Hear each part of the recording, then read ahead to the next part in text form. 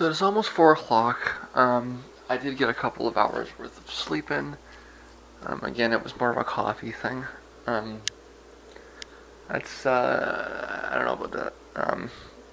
I'm obviously going to need to find a way to deal with the coffee without cigarettes thing. I don't know how to get around that, but I have put some socks on. I did shower last night. I have checked the weather. It seems reasonable, so I'm going to get something to eat and get myself prepared to head out to Detroit. What's with the snow? It's not so bad. Um, if anything, I think I'm more concerned about it being wet, and I don't think it's going to be so much of a big deal for the few hours that I'm out. So, yeah, something to eat, and get out of here. Ben Judah. That might be the most Jewish name ever. But the only way he got more to the Jewish than that was to be like Juicy Shoe.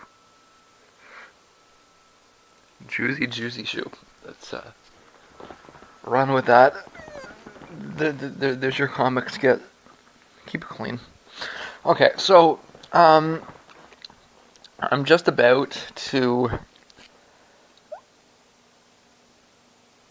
conclude that Mr. Shearhaber is indeed working for someone. I'm not totally there yet, and I gotta be careful because I don't want a lawsuit, but I would be thinking that that seems to be the case. I just watched a few videos on ISIS. Um, let's not really bother talking about where ISIS came from because this is a narrative. It's a narrative presented to us by uh, questionable sources, and we don't have a counter narrative, and it doesn't really matter where it came from. What matters is that it's there and what it wants to do. Um, I mean, the story that we're given about ISIS, it comes off as a founder myth, and that's fine. But you have to be skeptical with these sorts of things. When history starts looking like a story, is the point where you need to be a little bit skeptical. So let's ignore that part. Instead, let's look at the actual,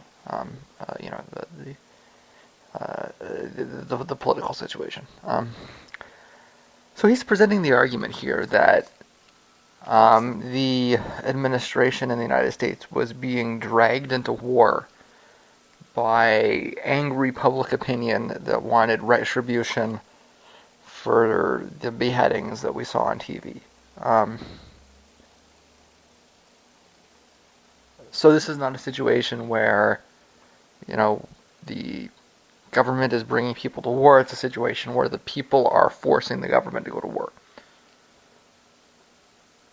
He suggests that ISIS is not a threat to the United States, and therefore America should not become involved. Instead, America should sit back and wait for the regional countries to take the lead themselves. See, this is interesting to me because my analysis of the situation is certainly not that the people are dragging the government to war to begin with. That's an incredibly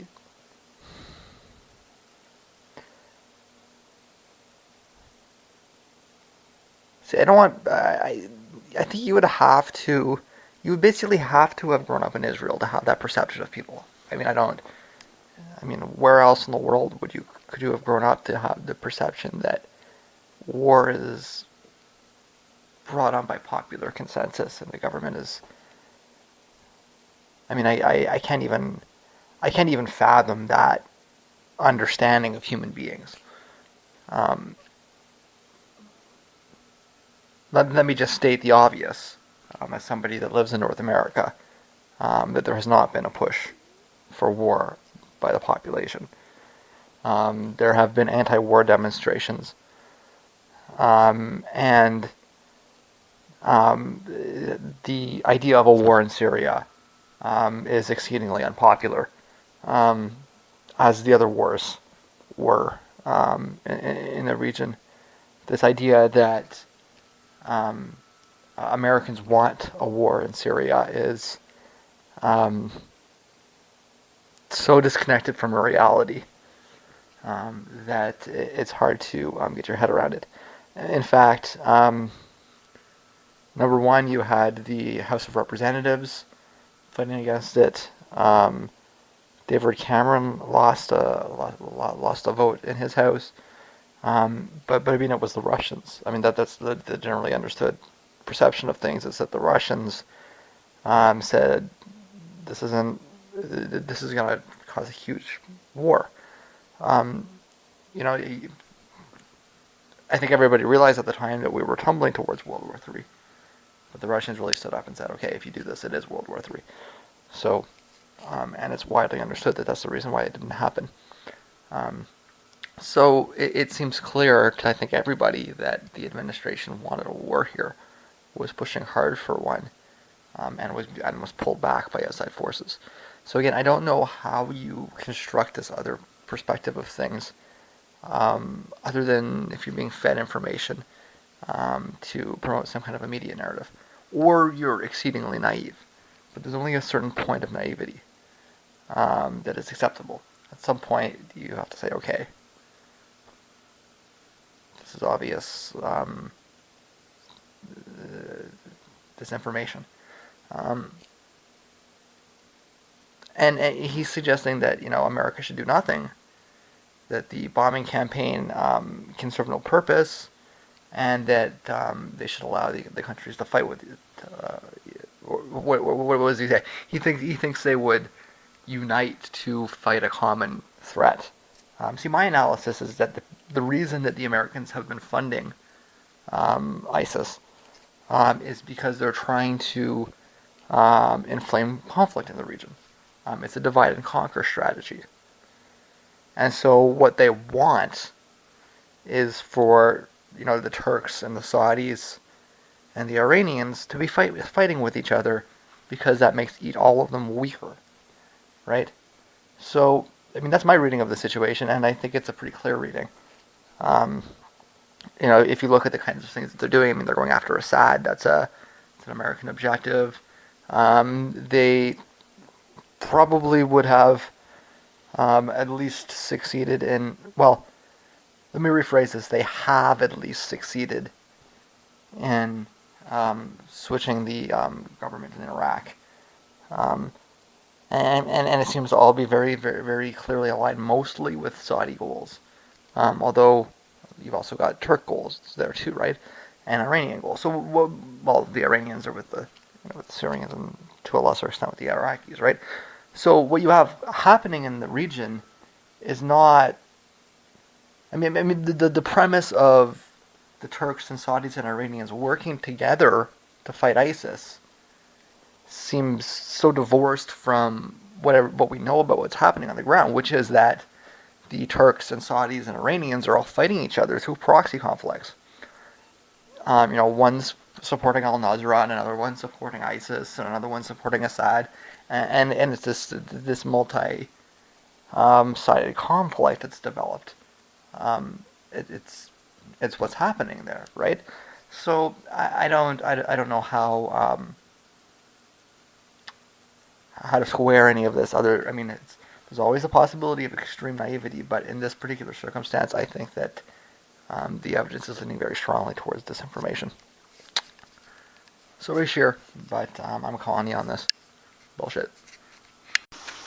This is a cheese wrapper, and it is going into the garbage where it belongs. So it's around 7.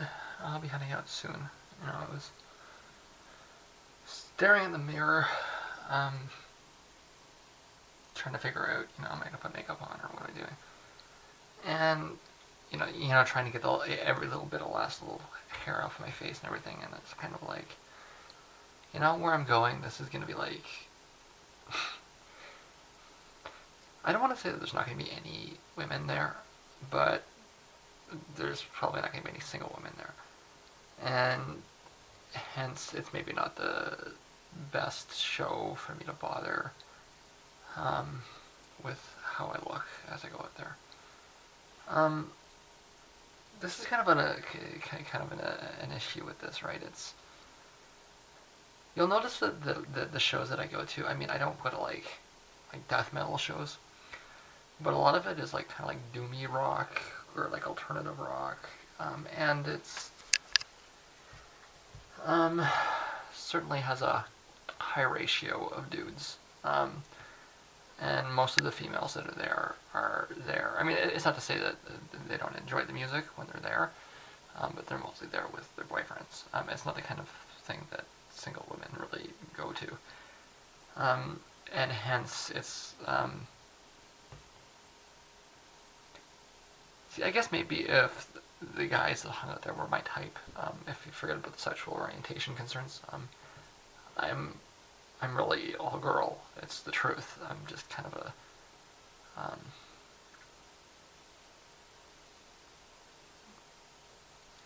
I'm the girl next door kind of girl, right? I'm not high fashion, you know, which is actually probably closer to their type, but I'm not. They're not my type, so I've done this before in the past, and it's just I've kind of always just walked out feeling weirded out. You know, I might walk in tight pants and a tank top kind of thing, and I just get like I guess I would experience the same thing any single woman would experience walking into a show like that. I don't want to say that I got ogled because it wasn't really that bad. Um, like I say, it's not death metal. It's not, and it's not like douchebag metal or douchebag rock either, right? Um, which is probably the more concerning thing. Um, with louder types of rock music, you need to watch for the homophobia. That's what you need to watch for. The misogyny is really not that bad with metal. I mean, it's not good, but it's not singularly bad. It's the homophobia is singularly bad with metal. Uh, it's the culture. Um, Basically, they're idiots, but they exist, and you just. I mean, I don't want to hang out there, so I don't. You know, I mean, even if it wasn't like, even if they were more accepting, I don't enjoy that kind of music. Right? It's music for guys that are letting out all their testosterone, and it's just not my thing. I like adrenaline, right? So I like punk rock that moves fast and gets your heart rate up, kind of thing. I enjoy that. And what I'm going to see tonight is more of like a dirgy kind of. It's a band called Disappears. They've moved around with their sound a little bit, but it's no wave in the broadest sense. So influences are coming from bands like Sonic Youth, Swans. Um, it may be a younger band that's more comparable would be Cloud Nothings, sort of. Cloud Nothings are more punky, catchier for sure. This is kind of more if you took that kind of sound and you kind of slowed it down a little, but not too much. It's got kind of. It also has the kind of a shape of almost like a post rock kind of a shape. I mean, it's mostly not instrumental, but like the kind of um, song structures that you'd get out of a lot of '90s rock. And when I say that, I mean like more low key '90s rock, um, post rock, or some of the indie rock that came out of the Midwest, not the emo stuff. It's kind of maybe mathy a little. I The truth is that no wave is the best term, but no wave in the same way that no wave applied to a band like Slint. I went over this on the Slint page. It's now been removed as I removed my Death to Koalas profile, but like Slint were like 90% Sonic Youth, right? So I mean, anything that you give Slint credit for, pretty much everything except there's a specific guitar style that they do, but almost everything that you give Slint credit for, you should really give Sonic Youth credit for, because almost their whole sound was taken from Sonic Youth. Um, the truth of it, right? This band is kind of somewhere like kind of in the same lineage. Um, I think shellac is is kind of more like what I'm thinking of. Maybe Big Black, not less Big Black. Big Black had all those big stupid riffs in them, right? Shellac was a bit toned down a little bit more cerebral. Um, Point being that I mean this is it's not entirely a dude show, but it's mostly a dude show. So I don't really see much of a desire to make myself look pretty. Really, I'd rather kind of tone myself down and just not draw attention to myself. It's a situation where I don't really care what gender you think I am. I'm there to see the show. I'm gonna show up. I'm gonna have a couple of beers. I'm gonna watch a couple of concerts, and then I'm gonna go home. I don't really want any sexual attention, and I don't really want my sexuality to be kind of a focus of attention. I just kind of want to go in and watch the show and go home. The reason why it's kind of a little bit more conflicting is because I mean it's the only time I ever go out. So I mean it's natural to want to look pretty when you go out somewhere. And if that's the only time I'm ever going out, then that's you know. Um, the flip side of that is that there's also kind of safety issues. I mean, I'm walking around downtown Detroit. Um, forget about the camera. You know, be careful with my ass here. And it's the truth. It's, I mean, I don't,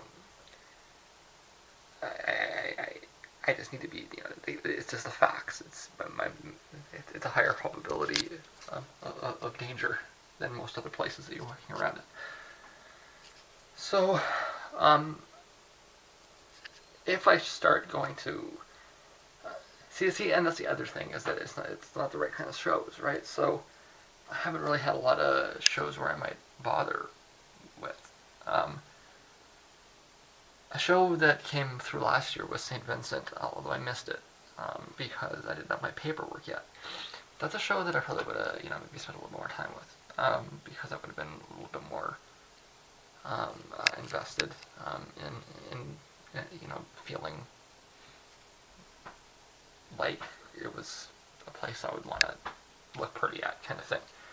But going to see a sludge rock show it's not sludge rock, it's no wave. It's punk, psych stuff. But still, it's gonna be mostly guys.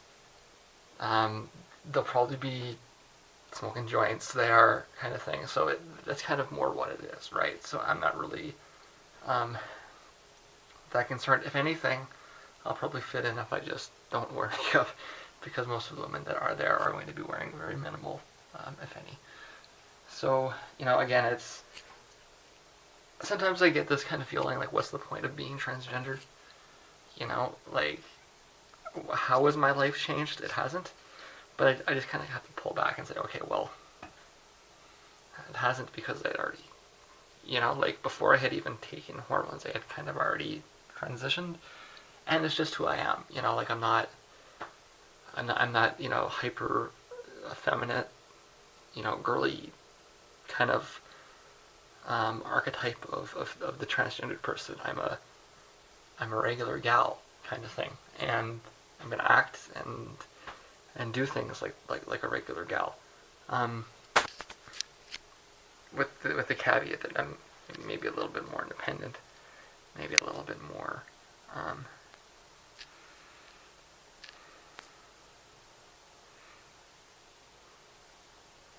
more of the traditional, I guess, 90s lesbian, but I wouldn't even identify as that.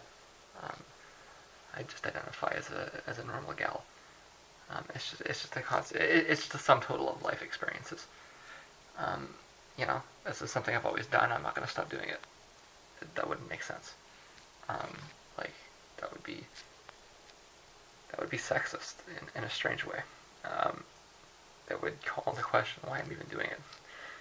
It would be like chaining yourself to your wall, and giving society a paddle. It would be very, very masochistic and strange. So I'm not doing that. I'm going out. I kind of wish I lived a little nicer, but I kind of don't at the same time. So the other focus tonight is I need to ensure that I'm not having any cigarettes. I'm already feeling the pull, but the reality is that the show starts at 9. It's a little after 7 now, so I'm gonna want to catch the 8 o'clock bus. And I'll be back, before 1. So, well, I mean, there's only 2 bands playing, so I can't see them. And the DJ set after, so I can't see them playing later than, midnight kind of thing. So, I mean, I have to be out of there by 12:30, so, I mean, it's not even really a serious option to stay late kind of thing. So, yeah. That's, it's only a couple hours. If I was going to be up all night, I could see myself, really pushing for it. But I really don't. I want to ensure no cigarettes. That's my goal. With one caveat that I'm going to allow myself, and that is if I find myself walking into a situation where somebody's handing me some Christmas presents, then I might have to cave. And that's contextual. But only if it's in that context. Only. So yeah, that was a bit of a longer pre-show rant than I wanted. But I think those are some things we had to talk about, and I'm out of here. I forgot that this is the first time we've ever come up this way. So, this is where I got off there. That's the bus station I was at, which you don't want to stay at too long. We saw that, I guess, when I went to see Puppy. And we're heading up Michigan Avenue. It's a shorter walk than it was up to the Trumbleplex, although not by much. I'm gonna kind of go up a little bit here. I'm gonna go over a freeway, and then I'm there. So it's really quite short. I caught the bus right at the last minute there. I almost had to wait a half hour, so I'm actually running a little bit early, which is unusual, but it's a fluke that I happened to catch it right as it was coming out. It's not cold, but it's too cold for this, so I am going to turn this off and put it back in.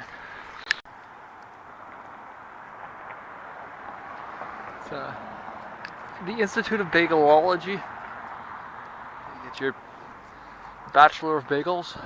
This is actually an old place, and I'm here now, so it was literally, like I say, over a bridge and you're there. It's a 10-minute walk, so it's nothing.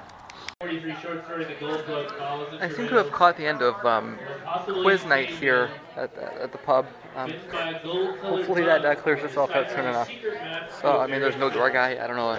I think I'm too early. So it's about 11 o'clock, and the opening band has not started yet, meaning it's increasingly looking like this is an overnight. I did have a couple of cigarettes, because I kind of forgot why I quit smoking. It's kind of strange. I forgot that it had to do with the blood clot issue, and so I've been kind of freaking out all night. It's not likely that I'll have any more, but it's weird how you can forget important details, like you quit smoking because you were concerned about blood clots and then smoke again. Anyways, that kind of hit me like a side, just the realization kind of hit me over the head.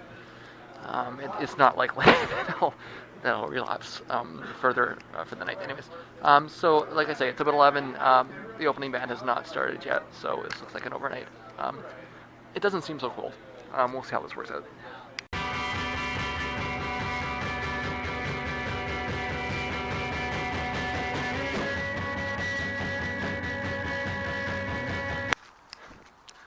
Good show. Glad I went.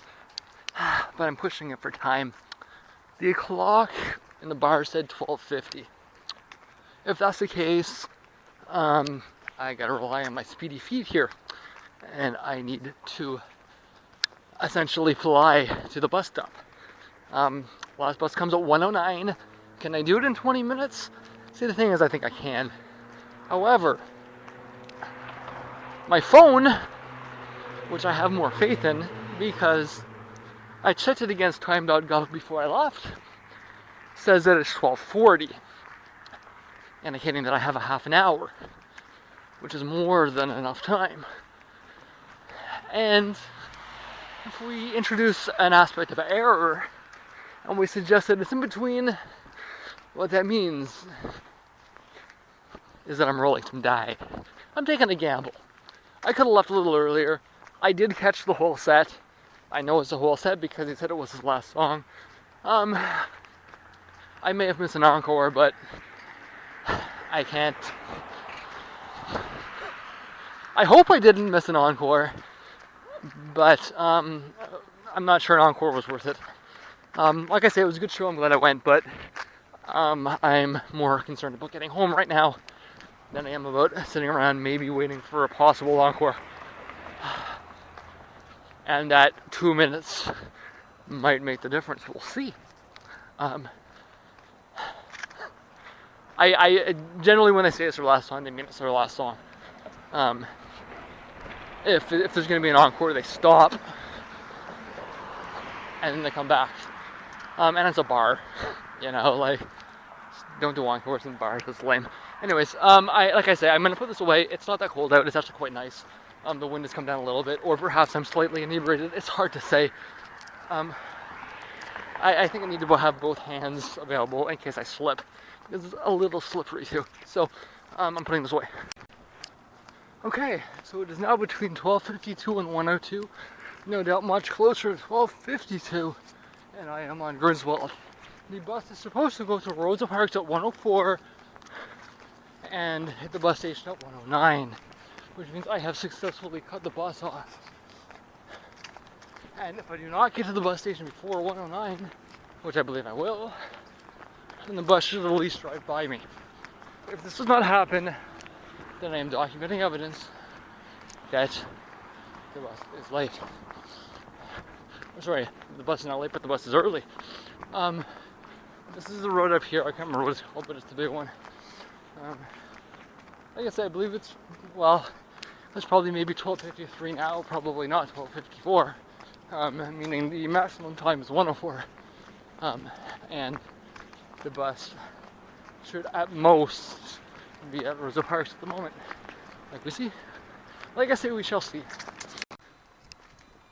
Okay, so according to my clock, if you can see that, if I can swing it up and focus in the snow, that should say 12:59. You can see the 1, 2, and the 5. If we accept that it may be the case, let me put my focus back down in the snow again. If we accept that it may be the case that this clock is up to 10 minutes slow, that it may be at the latest 1:09, which is when the bus is supposed to come. I cut the route off at Griswold several minutes ago, meaning there is no possible way I missed the bus, unless the bus came early. Documentation, it's important. Look at the snow. Can you see the snow? This is quite nice. See, I don't mind it when it's like this. This is actually beautiful. If it was like this all year.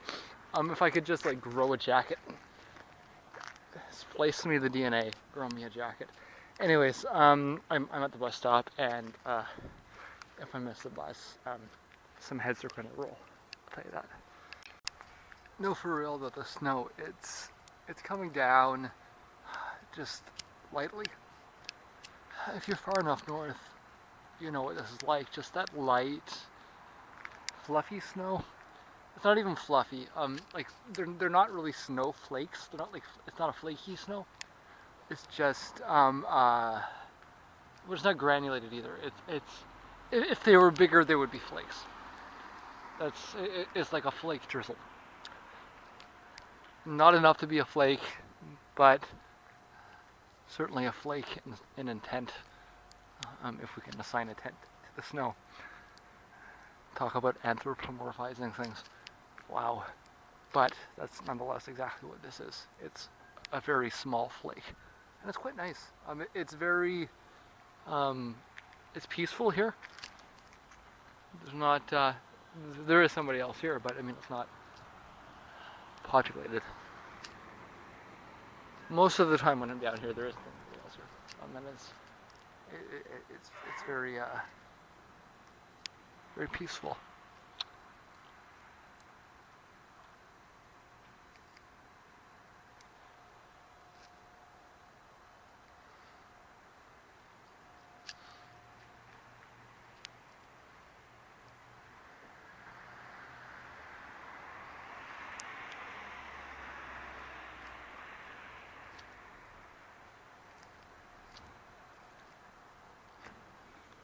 See, eventually we'll have the technology that I can program the temperature. And you'll put on a virtual reality device. And you'll feel the snow coming down on you. As you feel the... I think the wind is actually coming from the south. And I'm saying that because it's not a cold wind. It's actually more of a moist wind. But it's cold enough to snow, so it's still brisk. But it's not bitter. And like I say, you'll be able to put that device on, and you'll feel that. Which might be bloody hell if you live around here, but might be kind of nice if you live somewhere else. I am indeed on the bus, so all is well. It better have been because I was there very early today, so all is well. So, as silly as that is, it's very true. Home on the quiet now. Don't you even think about that. I'm home. I'm not anywhere near our range. It's irrational. I'm a little warm though. I dressed for this. Okay, I plan to be out. I've got jacket, inside jacket, sweater, the sweater that I wore. Alright, I'm wearing 2 pairs of socks. 2 pairs of socks, baby.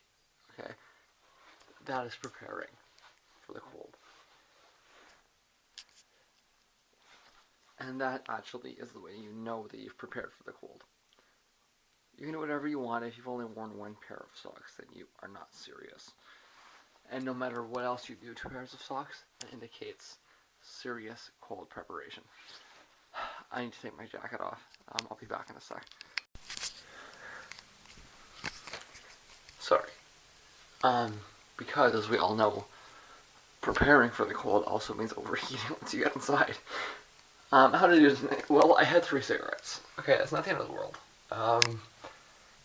But like I say, I had this sort of moment where I realized, wait a second, I was smoking because I was concerned about blood clots. It does not make any sense for me to have a cigarette at a concert. But I did make it home. I am okay. I haven't had a stroke yet. Let's cross our fingers on that one. It's probably obvious I found a little bit of Christmas present, and that is good. That at least justifies the cigarettes, but that can happen. Okay, even if I'm up all night, like the whole...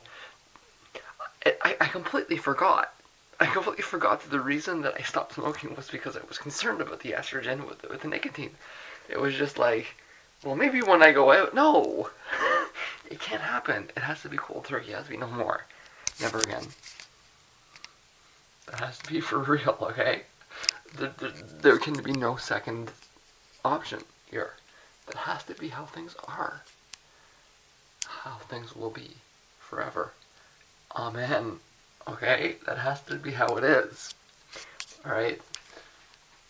So let's say a silly prayer for the God that doesn't exist.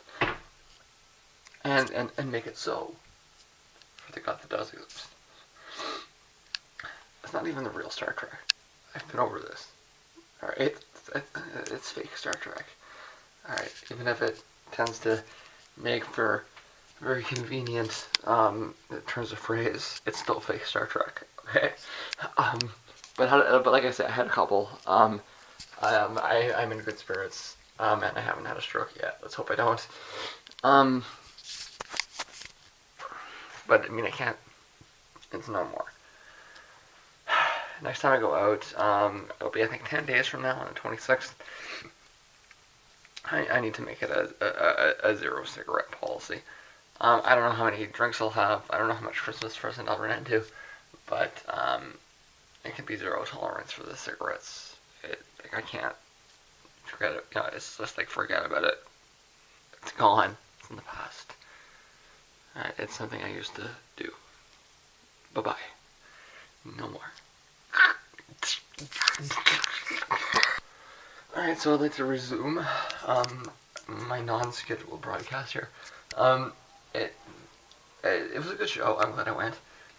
As you can see, I'm feeling rather silly. That's always positive. And we got a little lost in one song. Maybe somebody's got some shots of that. That'd be fun. Something that I noticed during the show is that it seems like people were taking pictures of me as though they recognize me. Like, you're pathetic. I'm sorry. I'm nobody. Like, if you're gonna take pictures of me, like, I'm there to take pictures of the band or somebody. I'm just, like, I'm nobody. Don't take pictures of me, sweetie. Never, like, don't bother, okay? You know? But of course, you know, I just kind of sit quietly. I pretend as though I don't notice. I often pretend as though I don't notice, so you never know what I notice. No, seriously, I have an excellent poker face. You have no idea what I'm recognizing and what I'm not. You know, like I might write some of it out, or nowadays I might write some of it down. But you don't have a clue what I am taking note of, and I can guarantee you that it is more than you think. Much more. Much, much, much, much more than you would ever think. Shoe types. Yeah. Eye colors. You need to be careful. Because it'll... Not very long, mind you. But I do take note of things. Much, much, much more. But the poker face, you have no idea. And you are warned. And it is all fair game. But just don't take pictures of, well, I'm not gonna stop you. That's the thing. I'm not gonna be like, no. I'll let you do it. Okay, and I will not let on that I even realize that you're doing it. Okay, but don't do it. I mean, I'm not important. You know? We're gonna look back at your pictures in 10 years, and you're not even gonna know who that is. Okay, just don't waste your time, okay? Anyways, I'm home. All's well. I don't know what I'm gonna do. I'm gonna go, like, play on the internet for a bit. And I don't know what's next. I'm sure I'll get to a little bit of archiving. I'll probably go to sleep early, though, because I'm feeling a little silly.